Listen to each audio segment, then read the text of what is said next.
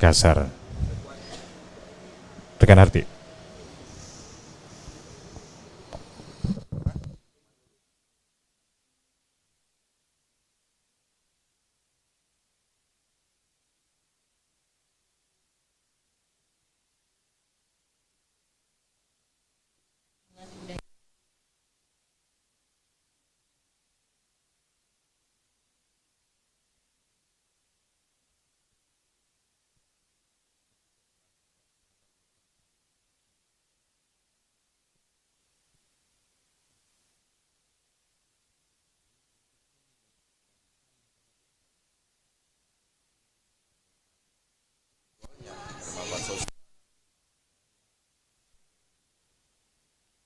Oke, studio sudah bisa di.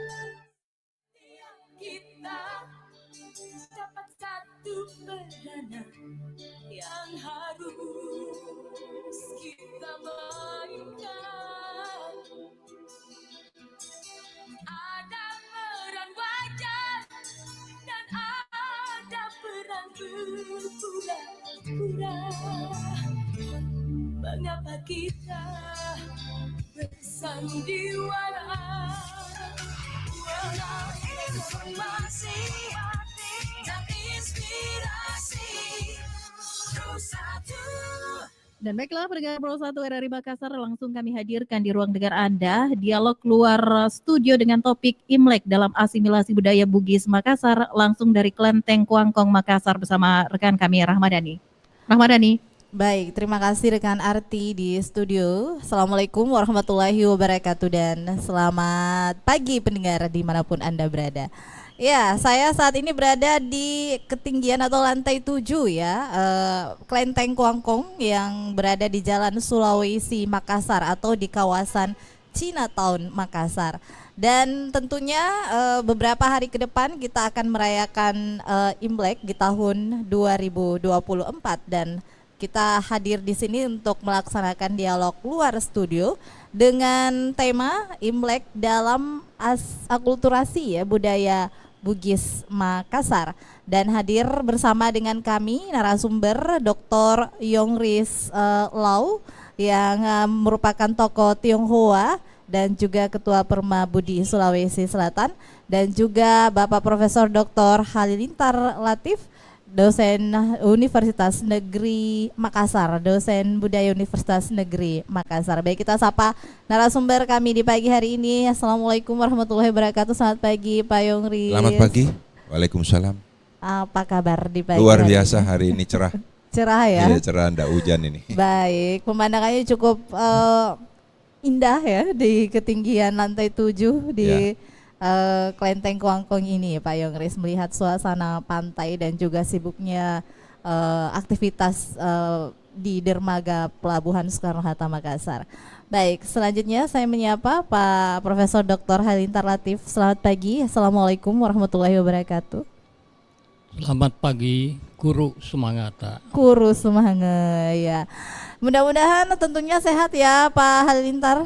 Alhamdulillah. Sehat. Alhamdulillah, sehat-sehat. Baik. Meskipun agak flu sedikit. Ya. Meskipun agak flu, ini memang kondisi cuaca yang beberapa hari ini cukup ekstrim ya Pak Yongris. Baik.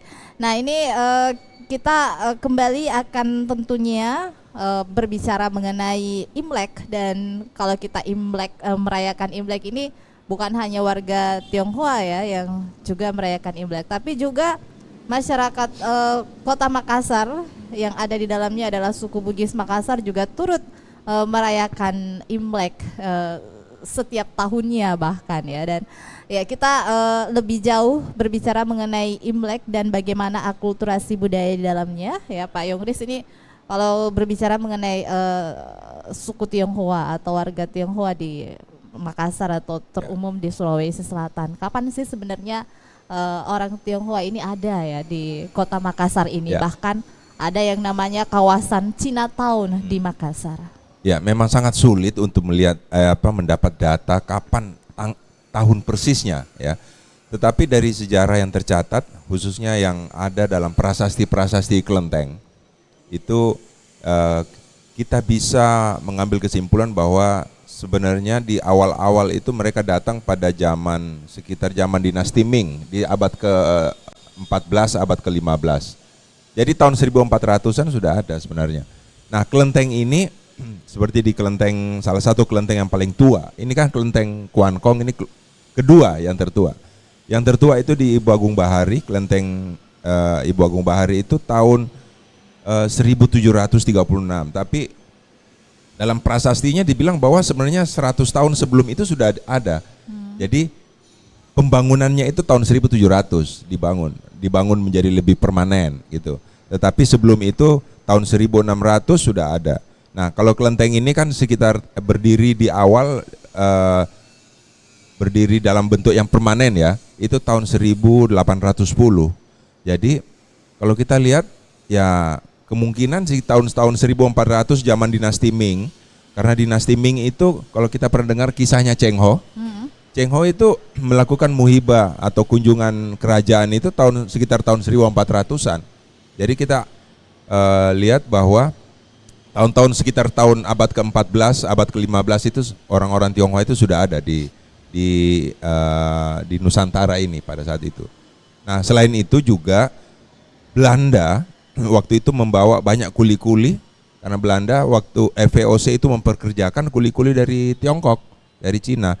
Nah, itu juga ya pada zaman VOC berkuasa itu juga merupakan tanda bahwa memang orang Tionghoa juga sudah hadir, khususnya di daerah pertambangan, seperti di daerah Kalimantan, di Sumatera gitu. Nah, nanti gelombang selanjutnya yang terbesar itu juga datang pada tahun 1930-an pada revolusi budaya. Jadi pada saat terjadi peperangan besar, kekacauan di Tiongkok, orang-orang Tionghoa yang merasa hidup tidak nyaman di sana, itu melakukan perjalanan keluar. Nah, itulah sampai kakek saya juga hadir di sini. Jadi tahun 1900 awal-awal 1900-an gitu. Jadi kunjungan orang-orang Tionghoa dalam sejarahnya itu mulai dari tahun 1400-an sampai tahun 1900-an, itu bergelombang datangnya. Baik. Ya. Nah, Pak Prof Halilintar Latif, ini berbicara mengenai 1400 hingga 1900. Ini awal warga Tionghoa masuk ke Sulawesi Selatan, Nusantara ya, seperti itu. Dan bagaimana tentunya mereka bisa beradaptasi dan kemudian berakulturasi dan diterima oleh masyarakat Bugis Makassar dalam kacamata pandangan budaya Anda, Pak Prof. Ya, itu sebenarnya bisa kita lihat dalam kitab Lagaligo. Ya. Yang juga kitab suci sebenarnya, kitab suci orang Bugis lama. Di situ sudah disebut tentang Cina. Iya. Ya, satu episode. Lagaligo itu abad ya. kelima ya. Sudah ada. Ya. Dan di situ sudah akrab. Baik. Bahkan sampai pelayaran dan sebagainya. Di situ disebutkan dalam Lagaligo itu banyak sekali. Ya.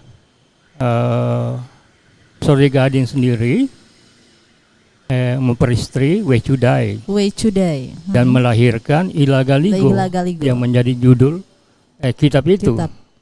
Dan dia dikirim kembali ke sini dengan alat-alat perlengkapan bisu yang terbuat dari besi, antara lain kancing. Kalau di sini cenceng ya, kancing, anak becing dan sebagainya. Itu banyak sekali alat-alat ya, yang kita tidak tahu lagi tuh bahwa itu kiriman dari Wei Chudai. Ya, tapi ini sudah menjadi alat tradisional Bugis dan sakral. Ya. Baik.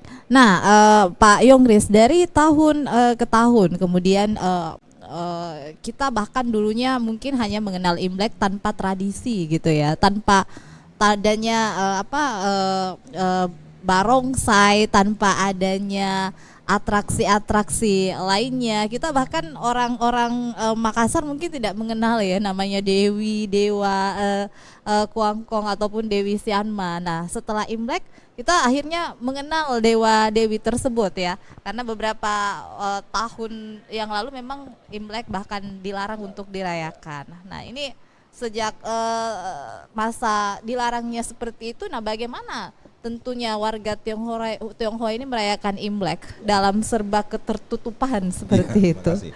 Jadi kalau kita lihat dalam pelaksanaan tradisi itu memang ada 3 masa orang-orang Tionghoa ini. Yang masa pertama itu zaman Orde Lama. Zaman Orde Lama sampai tahun 1966, orang-orang Tionghoa itu kalau saya lihat pada saat itu sangat berbaur. Jadi pada saat itu banyak orang-orang Tionghoa jadi tentara, jadi polisi, lalu mereka jadi guru, mereka bikin sekolah. Jadi pelaksanaan tradisi itu di zaman Orde Lama ya sangat sangat bebas, terbuka untuk dilaksanakan. Pada saat itu juga kalau kita lihat dokumentasi tahun sebelum tahun 1966 itu, barongsai sudah dimainkan sebenarnya. Saya masih ingat, saya lahir tahun 66. Pada saat itu saya masih lihat barongsai terakhir yang tampil. Waktu itu saya tinggal di Jalan Sumbawa ya. Waktu itu masih lewat untuk terakhir kali itu sebelum dilarang. Itu masih ada. Dan itu memang dari tahun ke tahun. Gitu. Kalau kita dengar kisahnya orang-orang di sana. Nah, itu yang pertama. Jadi pelaksanaan budaya di zaman Orde Lama itu sangat bagus. Termasuk banyak hadir seniman-seniman ya. Seperti Hoengji, lalu Ambanciong, itu lagu-lagu yang kalau kita kenal lagu Ati Raja itu Ambanciong ya, Dendang ya. Nah, itu ciptaan dari etnis Tionghoa. Ya. Jadi mereka dulu itu memang punya keleluasaan, kebebasan untuk melaksanakan budaya. Nah, lalu dengan terjadi peristiwa politik di waktu G30 SPKI. Nah, disitulah terjadi banyak sekali perubahan drastis dalam kehidupan sosial budaya orang-orang Tionghoa. Karena pada saat itu keluar Impres nomor 14 tahun 1967 bahwa yang dikeluarkan oleh Pak Harto bahwa orang-orang Tionghoa itu sudah tidak bisa lagi mempergunakan nama Cinanya, tidak bisa melaksanakan budaya-budaya atau tradisi Tionghoa, tidak bisa menggunakan lagi tulisan-tulisan gitu. Sekolah-sekolah Tionghoa dulu banyak ditutup ya, semua ditutup. Nah, itu selama 32 tahun. Nah, itu satu generasi hilang tuh sebenarnya kalau kita lihat. Satu generasi. Nah, setelah reformasi, hal itu pelarangan-pelarangan itu mulai banyak dibenahi kembali. Salah satunya itu Gus Dur mencabut tahun 2000 itu, sehingga mulai tahun 2000 itu mulailah kembali dilaksanakan tradisi-tradisi budaya oleh orang Tionghoa. Meskipun pada saat itu masih agak orang ya namanya trauma ya, trauma masa lalu, jadi masih agak ragu-ragu gitu. Nah, tapi sudah memulai. Imlek juga sudah waktu itu sudah menjadi hari libur fakultatif. Jadi hari libur pilihan. Bisa libur, bisa tidak ya. Nah, itu nanti zamannya Ibu Mega baru hari libur itu Imlek yang menjadi hari libur nasional gitu. Jadi saat ini kita sangat beruntung sekali bahwa orang-orang Tionghoa sudah diberi kebebasan kembali untuk melaksanakan tradisi budayanya. Dan kalau kita lihat sudah mulai banyak masuk ke semua sektor pendidikan, TNI, Polri, sudah mulai banyak orang Tionghoa. Bahkan sekarang ini caleg inilah caleg yang paling banyak Tionghoanya saat ini. Paling banyak. Kalau kita lihat sekarang juga banyak yang berani mencalonkan diri sebagai gubernur lah, sebagai wali kota gitu. Ini berarti satu sisi ada keberanian orang-orang Tionghoa untuk masuk ke dalam semua sisi kehidupan. Yang kedua, berarti masyarakat juga sudah mulai bisa menerima, sebab yang memilih nanti calegnya itu kan bukan hanya orang Tionghoa. orang Tionghoa di Makassar berapa sih? Nah, Baik. yang lebih banyak memilih nanti juga orang-orang lokal Bugis Makassar gitu. Ya. Gitu.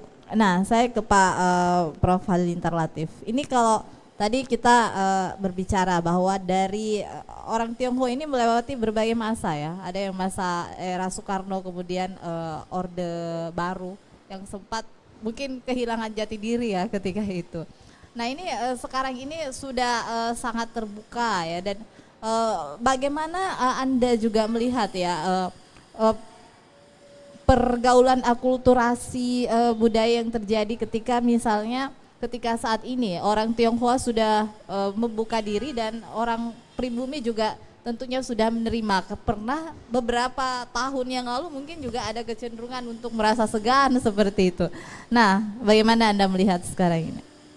Ya, seperti tadi yang diceritakan Pak Yonggris, saya juga waktu kecil itu selalu ikut dengan ibu saya. Ibu saya suka sekali itu barong itu ya. Barong. Nah, itu selalu berdesak-desakan kita di Jalan Irian. Ada Kak Hasomitra itu ya. Di situ ada Dewan Kesenian waktu itu, ruangan itu. Itu berdesak-desakan sampai panjat-panjat itu. Ibu saya tidak pernah free. Baik. Sampai itu ya. Nah, dan itu memang betul berlalu sejak Gus Dur itu. Saya membantu Pak Yonggris, Pak Ubay itu untuk melaksanakan pertama kali proses Cap Gome, dan itu berlangsung selama 20 tahun, ya, selama 20 tahun. Sayang ya, tahun-tahun terakhir ini jarang lagi. Ya, jarang lagi sejak kasus Ahok. Ya. Nah, itu ragu-ragu. Saya terlibat di semua momen itu. Tugas saya di situ membantu Pak Yonggris untuk mendampingi etnik lokal itu ada 10 komunitas. Baik. Selalu kita libatkan dalam pembauran itu, dari kerajaan, dari komunitas adat, dari komunitas bisu dan sebagainya itu ya. Kita masuk di situ. Panitianya juga itu dari berbagai kampus. Kita libatkan anak-anak mahasiswa. Libatkan jadi panitia, dan saya minta ke Pak Yonggris, kita rapatnya itu selalu pindah-pindah kelenteng. Ya. Setiap rapat itu supaya mereka mengenal.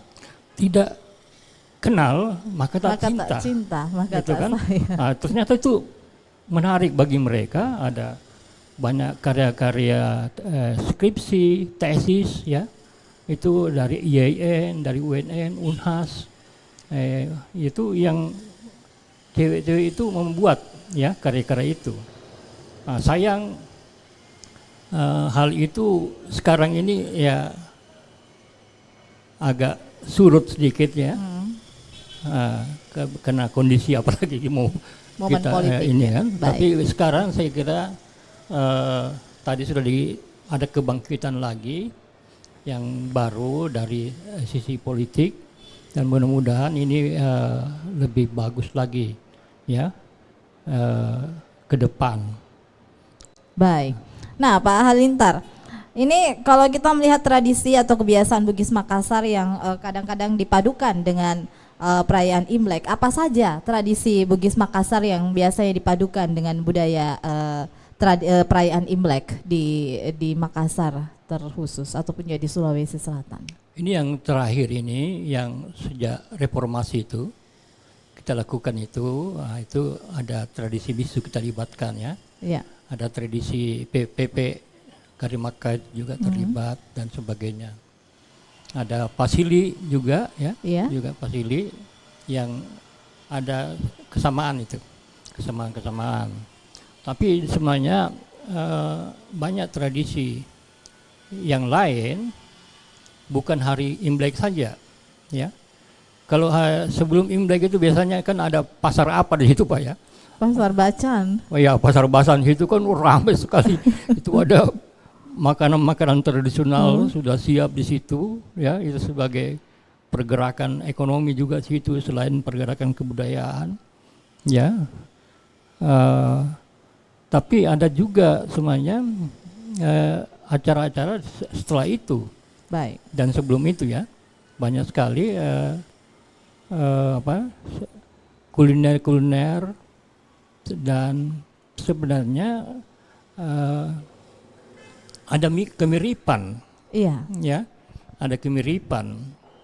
Nah, ini belum ada penelitian yang tuntas tentang ini, kemiripan tentang kepercayaan budaya itu, kepercayaan Tionghoa dan Bugis dan Makassar itu.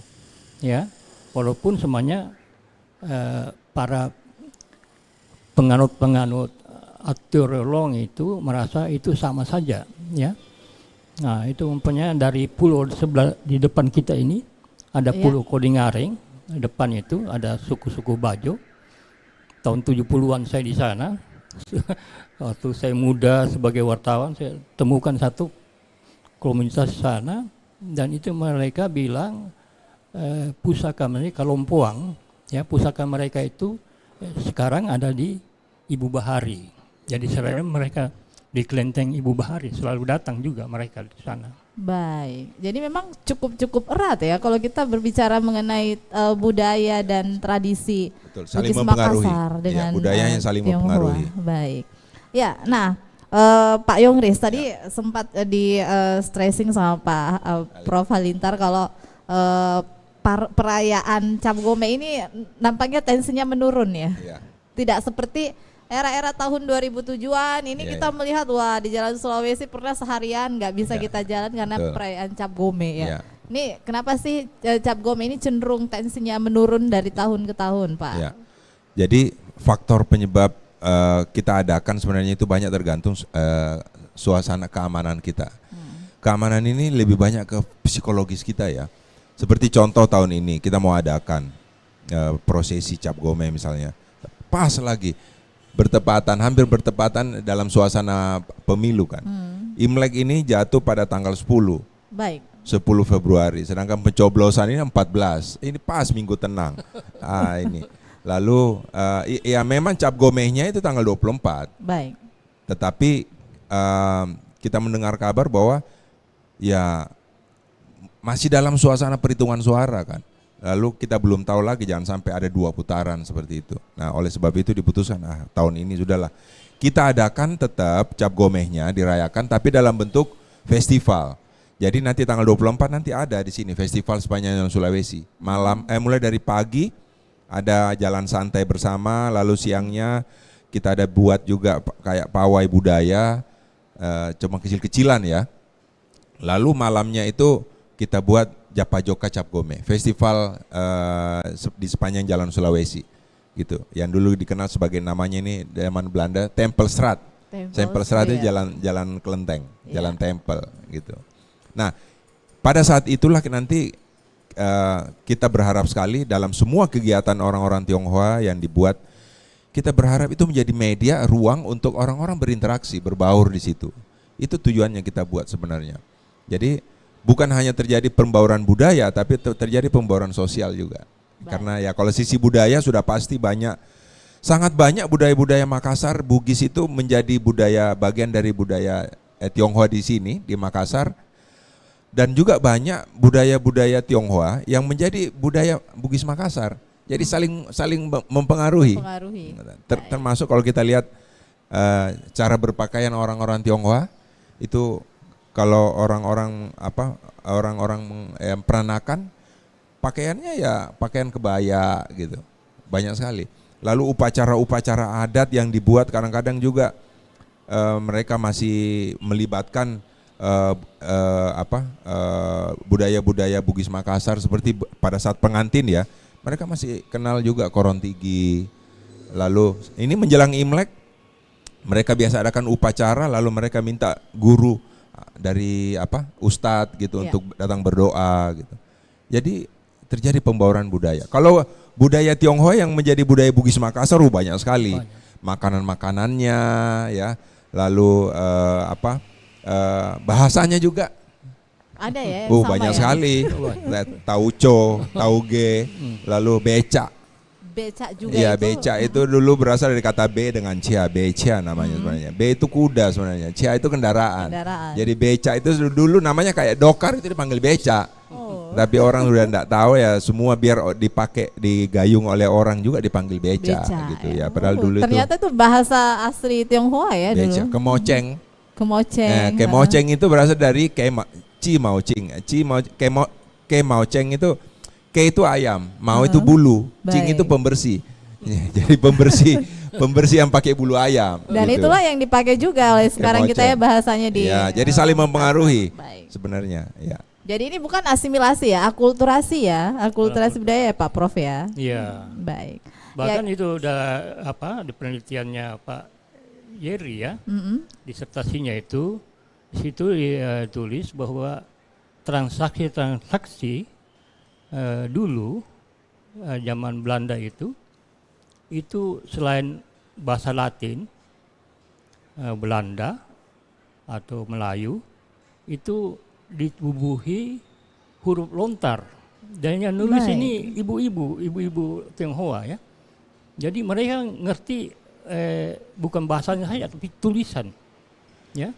Banyak sekali di situ foto-foto tentang tulisan-tulisan transaksi bisnis ya zaman Belanda itu. Jadi mereka ngerti aksara juga, belajar aksara lontara ya, ibu-ibu Tionghoa ini ya. Baik, jadi memang cukup banyak ya Pak Yong. Sebelum kita lanjut lagi, kita ke studio dulu untuk ada beberapa commercial break dan juga beberapa persembahan lagu yang kami hadirkan untuk Anda. Dan jangan lupa untuk bergabung bersama kami di line telepon di 08124133394440.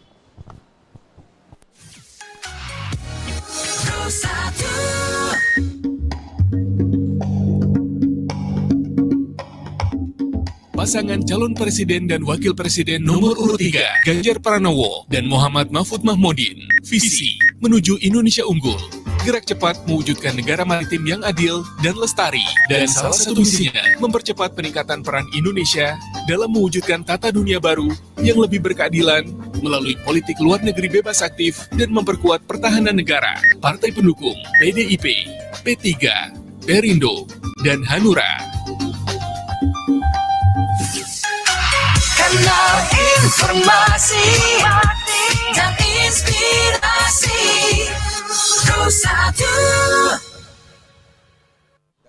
Ya, baik pendengar dimanapun Anda berada, kembali bersama di lantai 7 Kelenteng Kuangkong yang kami hadirkan untuk Anda, dialog interaktif dengan topik Imlek dalam akulturasi budaya Bugis Makassar. Masih bersama dengan narasumber kami, Bapak Dr. Yong Rislau dan juga Bapak Profesor Dr. Halilintar Latif. Ya, kita juga menerima untuk Anda yang ingin bergabung bersama dengan kami di line telepon di 08124133339440. Ya. Nah, tadi kan melihat di Jalan Sulawesi ini ada dan sekitaran Jalan Sulawesi itu kan dikenal sebagai kawasan Chinatown ya. Nah, ada beberapa kelenteng. Kalau saya sih melihat bangunan-bangunannya betul-betul bangunan bersejarah ya. Bahkan betul. Ada juga rumah tua yang di Jalan Campea itu. Ini betul-betul menandakan bahwa ternyata orang Tionghoa ini cukup eksis di zaman dulu ya di Kota Makassar ini. Nah, ini sebenarnya kelenteng-kelenteng ini sebenarnya fungsinya untuk apa di tengah-tengah masyarakat di Makassar ini, Pak? Ya, baik. Jadi kelenteng ini punya minimal ada 3 fungsi. Jadi satu, yang pertama itu mereka hadirkan kelenteng ini sebenarnya sebagai tempat pemujaan. Jadi orang-orang Tionghoa dulu pada saat mereka melakukan berlayar ya, mereka tiba di satu tempat sebagai ungkapan rasa syukur dulu mereka itu. Mereka buatlah kelenteng ini karena di kapal-kapal mereka itu mereka pasang patung-patung dewa yang dianggap bisa melindungi mereka. Makanya jadi patung-patung dewa-dewanya orang Tionghoa itu sangat banyak. Itu ribuan, akan mungkin ratusan ribu dewa. Nah, dewa-dewa mereka memilih dewa-dewa yang mereka yakini bisa melindungi perjalanan mereka dari Tiongkok itu dalam berlayar. Nah, begitu mereka tiba di satu tempat, khususnya ya tentunya pasti di daerah pesisir. Makanya kelenteng itu banyaknya daerah pesisir. Karena mereka begitu mendarat di situ, mereka bermukim di daerah situ, lalu mereka sebagai ungkapan terima kasih, mereka patung yang ada di kapal itu, itulah dipasang di mereka buatkan rumah-rumah yang namanya akhirnya kelenteng. Gitu. Jadi itu yang pertama. Jadi fungsinya itu adalah fungsi ritual sebagai tempat pemujaan, tempat sembahyang. Lalu yang kedua itu adalah tempat untuk pelestarian budaya. Jadi disinilah sebenarnya kalau kita mau melihat budaya-budaya orang Tionghoa itu masih bertahan, itu sebenarnya bersumber dari kelenteng-kelenteng yang ada. Sebab di sini kan Anda lihat begitu banyak simbol-simbol, dan simbol-simbol ini itulah yang banyak mengandung nilai-nilai makna budaya yang ada dalam orang Tionghoa. Termasuk warna merahnya tetap ada. Ini kita lihat depan kita ada 2 naga gitu ya. Lalu itu di ornamen itu ada swansi, ya, simbol harapan terhadap kebahagiaan. Lalu di sampingnya itu ada bulat-bulat, itu simbol dari uang, dari simbol kemakmuran gitu. Jadi kelenteng ini merupakan termasuk pelindung budaya sebenarnya. Dia melindungi budaya-budaya Tionghoa sehingga tetap eksis sampai sekarang. Nah, yang ketiga ini yang menarik, yaitu fungsi sosialnya. Kelenteng itu dulu menjadi tempat, selain tempat orang sembahyang, tempat orang ketemu juga di sini. Jadi di hari-hari libur orang-orang datang ke sini malam cerita-cerita, lalu bersilaturahmi di sini sambil sembahyang.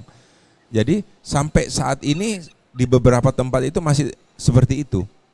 Nah, karena dia merupakan fungsi sosial, sehingga kalau kita lihat seperti kelenteng Kuankong ini, dia itu didirikan oleh orang-orang yang suku Kanton. Jadi orang-orang suku Kanton tempat ketemunya di sini. Gitu, Bu. Ya, kita break dulu ya Pak Yong. Ada penelpon yang ingin bergabung. Selamat pagi. Assalamualaikum warahmatullahi wabarakatuh. Ya, selamat pagi. Ya, selamat pagi. Dengan Pak siapa atau Ibu siapa? Ya, tidak tersambung nampaknya ya. Ya. Nah, kalau kelenteng Kuankong ini, kelenteng yang ada di Jalan Sulawesi ini kan ada beberapa nama ya Pak Yong. Ada Sianma, kemudian ada Ibu Agung Bahari. Agung Bahari. Ibu Agung Bahari dengan kelenteng Kuankong ya. Ada juga di Jalan Lombok namanya kelenteng Wihara Dharma Loka atau kelenteng Dharma Loka. Iya. Nah, sebenarnya apakah orang Tionghoa ini masuk semua di kelenteng-kelenteng tersebut untuk melakukan sembahyang atau seperti apa? Ada filosofi-filosofi yang mungkin jadi awalnya oleh sebenarnya orang Tionghoa sendiri. Jadi awalnya kelenteng ini kan didirikan oleh perkumpulan atau komunitas-komunitas yang sejenis sebenarnya. Seperti ini oleh orang-orang Kanton, lalu Sienma dengan Ibu Agung Bahari didirikan oleh orang-orang Hokkien gitu. Nah, jadi mereka ini sebenarnya walaupun mereka mendirikan tempat ini oleh perkumpulan mereka, tapi dalam hal berdoa itu mereka bisa keliling dari kelenteng ke kelenteng. Dulu orang-orang Tionghoa itu banyak yang masih beragama Buddha, beragama Konghucu atau beragama Taois. Nah, mereka itu ya kalau datang beribadah kadang semuanya dikunjungi sesuai waktu yang ada. Nah, sekarang ini setelah banyak yang mulai masuk Muslim, banyak yang jadi Kristen, nah itulah biasanya banyak di antara mereka yang sudah tidak injak lagi ke kelenteng gitu. Iya, ke penelpon dulu ya. Halo, selamat pagi. Iya, selamat pagi. Iya, selamat pagi. Dengan Pak siapa Pak? Pak Iwan. Pak Iwan, silakan Pak Iwan. Ya, oke. Saya kira kalau berbicara masalah asimilasi budaya dari Tionghoa dan kebudayaan, saya kira ini kan sudah menjadi bagian sejarah. Dan keberadaan orang Tionghoa di Indonesia itu bahkan kan sebelum masuknya Islam, sebelum masuknya Kristen, ya. Nah, ini kan sudah bagian, jadi sebetulnya bukan lagi begitu. Jadi Tionghoa itu sudah menjadi bagian yang tidak terpisahkan dari NKRI. Itu yang seharusnya seperti itu, karena sejak zaman sejarah pun orang-orang Tionghoa sudah ada di Indonesia, bahkan kalau nggak salah zaman Majapahit kah, kalau nggak salah pada saat itu orang-orang Tionghoa, ya pedagang-pedagang dari Mongolia, pedagang dari Cina itu kan sudah ada di Indonesia, ya sudah ada di Kepulauan Nusantara. Terbukti kan banyak begitu ya, ditemukan bukti-bukti sejarah mengenai keberadaan etnis Tionghoa di Indonesia, apalagi mungkin yang berada di Kalimantan Barat, di Makassar. Saat ini kan kita melihat di Makassar itu contohnya kan bangunan-bangunan yang ada di Banjarmasin itu kan perpaduan begitu antara etnis Tionghoa dan juga Bugis Makassar. Nah, belum lagi kan coto, mangkok coto itu kan kalau tidak salah itu kan dari Tionghoa. Mangkok pertama kan itu kan menghasil keramik begitu, yang kemudian diadaptasi dan digunakan oleh Mang Coto. Ya, akhirnya kalau tidak salah orang-orang Tionghoa juga itu makan coto atau gimana? Saya belum terlalu jelas. Nah, intinya etnis Tionghoa itu sudah menjadi bagian dari bangsa Indonesia yang tidak terpisahkan. Bahkan sudah ada sejak zaman sejarah begitu, dan di bangsa Indonesia jauh sebelum bangsa Indonesia merdeka, etnis Tionghoa itu sudah ada. Saya kira itu. Baik, terima kasih Pak Iwan. Kita ke Pak Prof dulu, silakan untuk dijawab ini penggambaran dari orang Tionghoa di Indonesia sudah menjadi bagian dari NKRI. Silakan Pak. Saya sepakat ya dengan pendapat itu. Tadi kan cuma penggambaran ya masa lampau itu. Sekarang ini salah satu etnik dari 700 lebih etnik di Nusantara ini adalah Tionghoa, ya.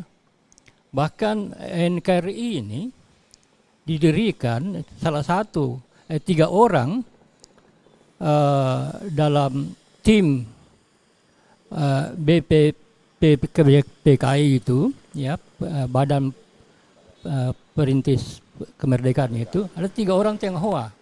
Sayangnya zaman Orde Baru itu pelan-pelan dilenyapkan, nama-nama itu dilenyapkan ya. Dan sekarang kita belajar itu tidak ada lagi 3 nama itu ya. Padahal itu dalam sejarah 3 orang itu justru masuk dalam pergerakan kemerdekaan Indonesia. Pegangsaan Timur itu milik orang Tionghoa, ya. Dan banyaklah ya yang andil-andil dia dalam perjuangan, ya. Sayangnya itu zaman Orde Baru, dan kelihatannya akhir-akhir ini mulai jadi dinafikan itu, ya, dinafikan. Bahkan sebelum itu juga ya, sebelum itu ada sini ada peristiwa kuda tuli dan sebagainya ya. Itu di ujung sana itu ada kelenteng yang cantik sekali dibakar. Itu satu sejarah yang hilang, ya. Jadi saya selalu mendorong komunitas Tionghoa, Pak Yongris ini, bagaimana itu kalau bahan-bahannya itu di situ kita buatkan satu museum Tionghoa Makassar ya, satu museum. Dan saya kira masih banyak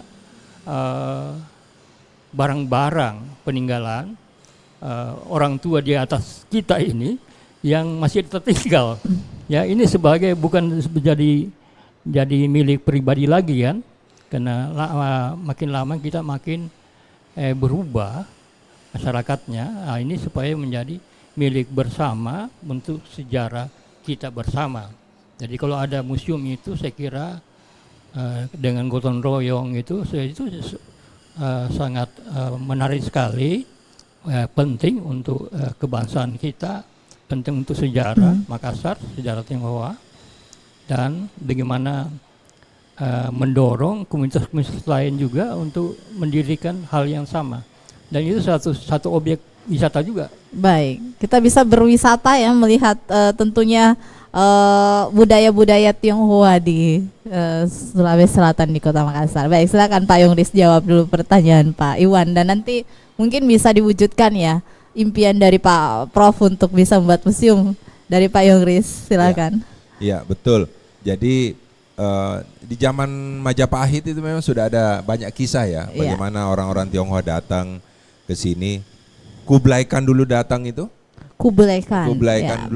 Kublai Khan itu memang Mongol ya, tapi dan itu menjadi bagian juga sekarang itu menjadi sebagian negaranya itu menjadi bagian dari Tiongkok kan sebenarnya.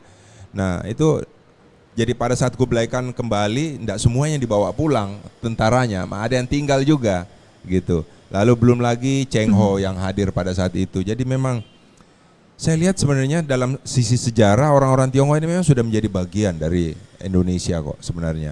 Cuma memang kita harus jujur bilang bahwa regulasi dan kebijakan-kebijakan politik itu sangat banyak pengaruh dalam dalam kehidupan sosial orang Tionghoa juga kehidupan budaya. Nah, sekarang ini yang paling penting ya sudahlah, masa lalu sudah menjadi masa lalu. Kita sekarang yang paling penting bagaimana membangun kembali mulai saat ini ke depan, bagaimana orang-orang Tionghoa itu bisa mengatasi dirinya sendiri. Sebenarnya masalah terberat itu adalah masalah psikologis dirinya. Orang Tionghoa itu agak selalu masih teringat sama peristiwa-peristiwa masa lalu. Trauma, sehingga takut untuk terlibat, takut lagi menjadi korban seperti dulu gitu. Itu masalah psikologis. Begitu juga orang-orang Bugis Makassar, Mandar, Toraja yang ada, etnis-etnis lokal ya. Bagaimana bisa memberikan kesempatan yang lebih besar, membuka diri untuk menerima kehadiran orang-orang Tionghoa. Itu yang paling penting. Karena bagaimanapun juga orang-orang Tionghoa ini berusaha untuk masuk ke dalam komunitas itu dan berbaur, tapi kalau lingkungannya tidak bisa menerima, ya tidak bisa apa-apa juga gitu. Itu yang paling penting sebenarnya. Ya, kita harap museum yang terbaik itu adalah museum kehidupan kita. Itu yang paling bagus sebenarnya. Bagaimana kita melestarikan cara berpakaian gitu ya. Cara kita dalam budaya makan, budaya pakaian, budaya nilai-nilai, dan bukan hanya itu, nilai-nilainya yang penting sebenarnya. Jadi orang-orang Tionghoa itu diajar sebagai orang yang pekerja keras, itu karena nilai-nilai kerja keras, kesederhanaan, egaliter itu, bagaimana kita ini sama dengan semua. Nilai-nilai itulah yang harus diambil sebenarnya. Nah, itu yang dan cara yang terbaik adalah cara melestarikan budaya yang terbaik itu adalah melaksanakan budaya. Melaksanakan budaya. Iya, benar. bukan dengan museum salah satu ya untuk melihat sejarah dan perubahan-perubahan itu. Tapi paling penting adalah menjalankan budaya itu. Dan budaya ini saya dengan Pak Halil itu sangat sepakat sekali bahwa budaya ini tidak statis. Tidak berarti bahwa kita harus kembali selalu ke budaya yang ratusan tahun lalu. Budaya ini kan adalah cara hidup kita yang sesuai dengan konteksnya sekarang. Nilai-nilainya jangan berubah, tetapi ya mungkin saja dulu-dulu orang mungkin pakai pakaiannya dengan bahan-bahan dulu, ya sekarang mungkin saja dengan bahan-bahan lebih modern, tetapi tetap mengandung nilai. Ya, seperti saya pakai sekarang misalnya, mana dulu dikenal ada batik Tionghoa. Nah, sekarang ini batik tapi dengan corak naga seperti ini, apalagi sekarang tahun naga gitu ya. Gitu. Jadi budaya itu harusnya dinamis mengikuti perkembangan kehidupan kita. Di saat budaya itu statis tidak berkembang, dia pasti akan ditinggalkan. Dia akan menjadi masuk ke museum lagi dia. Baik. Gitu. Iya. Kasih. Jadi memang jika budaya itu perlu dilestarikan seperti itu harus dilaksanakan ya, karena pasti nggak ada yang bisa menyaksikan kalau tidak dilaksanakan kepada generasi muda kita tentunya. Nah Pak, ini untuk budaya atau simbol khas Bugis Makassar yang turut meramaikan perayaan Imlek ini bisa kita lihat dari simbol-simbol yang seperti apa Pak Prof Halil?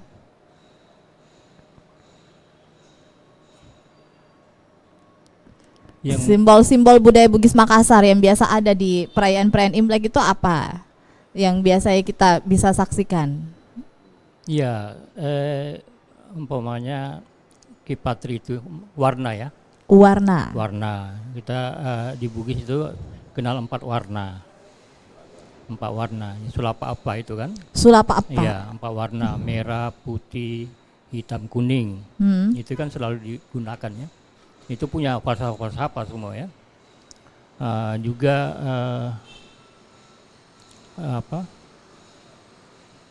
bau dupa itu ya. Bau dupa, Bau ya. dupa. Orang Itu kan Bugis juga kenal dupa. tuh, Makassar Iya. juga kenal Iya. ya dupa. Dan sebenarnya persembahan-persembahan itu Hmm. ya pernah berapa tahun, puluhan tahun lalu ya, lebih 10 tahun yang lalu, awal-awal reformasi itu ada Babak Sandro. Iya. Yang itu yang menjaga kelenteng Ibu Bahari ya. Tapi dia tinggal di rumahnya di Jalan Sudarso Andalas ya kalau tidak salah. Nah, itu mengundang bisu, upacara bisu ya. Saat itu saya lagi perkuat komunitas bisu itu, bangkitkan kembali, mengundang 3 hari upacara di situ mereka. Saya ikut 3 hari itu, dan setelah itu saya tanya bisu itu apa ini. Nah, dia bilang Yamato. Jadi Yamato. ya, itu aja ya. Dewa-dewa patung-patung dewa itu dia sebutkan ini Yamato, ini namanya dalam bahasa Bugis ya. Kalau yang ini namanya ya. Ada dewa dapur, ini namanya dalam bahasa Bugis. Ya, Dalam bahasa Bugis namanya apa, Pak? ada nama-namanya ya, itu banyak sekali juga nama-nama. Lebih 3.000 ya. Baik, Lebih cukup banyak 3.000. juga ya. Iya. Jadi itu konsep ketuhanannya Bugis kan termasuk monotisme tua ya.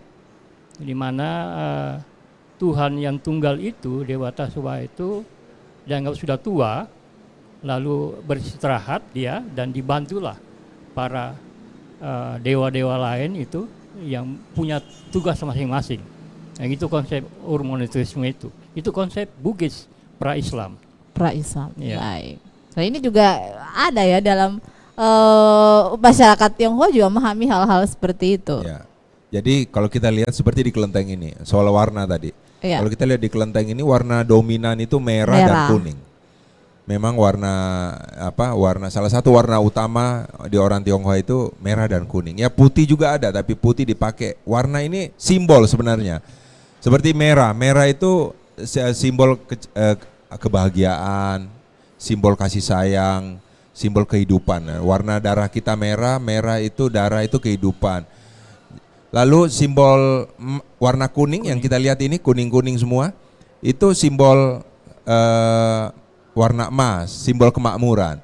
Iya. Jadi simbol merah itu simbol kehidupan, emas itu adalah simbol kemakmuran, kekayaan gitu. Dan dewa-dewa yang hadir, sebenarnya dewa-dewa ini kan sangat banyak di alam semesta ini. Tapi dewa-dewa yang top itu ya dewa yang sesuai kebutuhan manusia. Kalau manusia misalnya butuh kekayaan, lalu yang mereka banyak puja misalnya itu ya dewa kekayaan, seperti di belakang ini ada dewa kekayaan. Lalu ada juga dewa kepintaran. Kita semua orang mau pintar, jadi ya dicarilah dewa-dewa yang bisa mendukung itu, dewa kepintaran. Ada dewa kalau orang tidak punya anak ada juga dewanya. Tidak punya jodoh ada juga dewanya. Iya. Ya dewa tanah juga, dewa bumi. Ya macam dewa bulan, dewa matahari, begitu banyak. Dewa kalau di Bugis Makassar ada dewa padi. Iya. Dewa Sri, Dewi Sri ini ya. juga ada dewa padi, dewa dapur. Iya. Dewa dapur. Jadi dewa dapur ini baru dilaksanakan upacaranya beberapa hari lalu. Jadi dewa dapur ini konon katanya setiap tahun itu melapor kepada Tuhan. Karena di dapur itulah semuanya rahasia-rahasia keluarga itu ada di situ. Baik. Jadi dilaporkan gitu. Iya, nah terakhir ya Pak Prof, mungkin sebagai closing statement, ini Imlek dalam akulturasi budaya Bugis Makassar. Silahkan Pak Prof.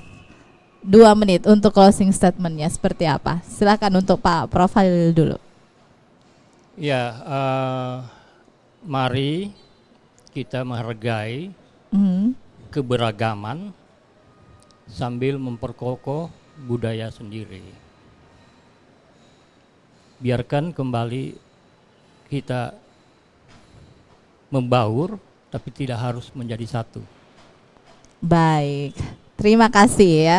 Dan silakan Pak Yongris. Ya, Saya sangat berharap sekali masyarakat pada umumnya, khususnya orang-orang Tionghoa, kita harus betul-betul memahami bahwa bangsa ini tuh adalah bangsa kita. Indonesia ini rumah kita. Jadi kita harus bangun Indonesia ini dengan semua keberagaman yang ada. Justru keberagaman itulah keberuntungan kita. Orang-orang Tionghoa hadir di sini, orang Jawa, orang Bugis, orang Makassar, masing-masing semua membawa potensinya yang berbeda-beda dan saling melengkapi. Oleh sebab itu, kalau kita mau melihat bangsa ini kuat, maka semua potensi-potensi yang ada di negara kita, di bangsa kita itu harus punya kontribusi untuk bangsa dan negara kita. Dan yang kedua adalah bagaimana kita bisa hidup berbaur bersama. Tidak ada jalan, kita harus bisa mengembangkan sisi kemanusiaan kita, cinta kasih kita kepada semua. Etnis ini hanya identitas kok, tapi sebenarnya kita ini semua manusia yang sama. Baik. Gitu, dengan merek yang berbeda, tetapi dengan produk yang sama, yaitu produk manusia dan kemanusiaan. Oleh sebab itu, ya kita harus saling menghargai, dan yang paling penting dalam penghargaan itu adalah cinta kasih di antara kita. Dan saatnya lah Imlek sekarang ini orang-orang Tionghoa mengembangkan kasih sayang, ya, bukan hanya secara sosial saja, tetapi secara psikologis ke dalam internal dirinya, memenuhi hatinya dengan kasih sayang yang sangat besar, baik untuk sesamanya, baik untuk bangsa dan negara juga, gitu. Itu yang paling penting. Kasih. Baik, terima kasih Pak Dr. Yung Rizal dan juga Bapak Profesor Dr. Halilintar Latif atas waktunya bersama dengan RRI di kesempatan pagi hari ini. Gongsi Facai. Nah, apa yang mempersatukan kita ya tiada lain adalah budaya ya. Dan mari kita saling menghargai. Kita juga sama-sama merayakan Imlek bersama warga Tionghoa di tahun 2024 ini. Saya Dani pamit undur diri. Wassalamualaikum warahmatullahi wabarakatuh. Kembali ke studio. Kanal informasi dan inspirasi Pro 1. Dan baiklah pendengar Pro 1 RRI Makassar, demikian tadi sudah kami hadirkan dialog